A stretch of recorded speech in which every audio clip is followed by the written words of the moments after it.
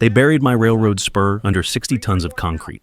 I bankrupted the HOA and sent their president to federal prison in 9 days. I'm Jack Holloway, 47, retired railroad maintenance supervisor living in Granddad's 1952 bungalow outside Durham, North Carolina. 800 square feet, tin roof, porch swing held with baling wire. Behind my property runs 80 meters of abandoned railroad track with rusted steel, rotted cross ties, and weeds between the rails. The HOA built Magnolia Reserve around me from 2020 to 2024, 218 McMansions with granite countertops, saltwater pools, and tennis courts with stadium lighting. I come home from fishing to find the tracks gone, buried under smooth concrete. 60 tons of Portland cement, glossy and hot. A laminated sign on my fence reads, "Parking expansion." 48-hour notice, and 15 meters of their concrete sits on my land. I pull Granddad's 1947 survey from his file cabinet and discover the railroad easement from Southern Pacific Railway was never formally abandoned and remains legally active under federal jurisdiction. I call Piedmont Logistics, who've been negotiating with the county for 6 months to reactivate this exact spur for their new industrial park 2 miles east. This spur is worth $2 million to them.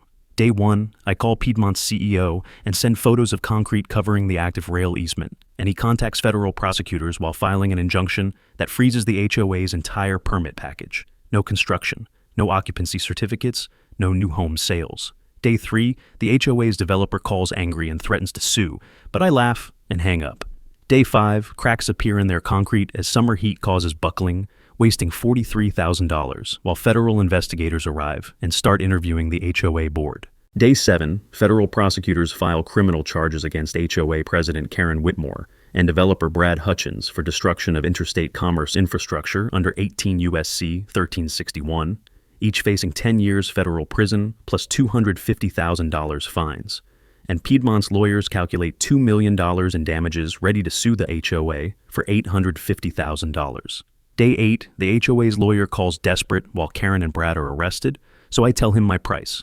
$850,000 compensation plus $2,500 monthly in perpetual easement fees, and they must remove every ounce of concrete and restore the rail bed with professional survey and certified engineers within 72 hours. Day 9, they wire the money. Insurance covers $600,000 while emergency assessments force every homeowner to pay $3,900 immediately. And the concrete comes up with jackhammers running 16 hours daily. Week 3, Piedmont buys the easement from me for $2 million cash, and I move to a lake house in Tennessee. Month 6, Karen gets 18 months federal prison plus 500 hours community service, Brad gets 2 years plus $180,000 restitution, and the HOA's developer declares bankruptcy.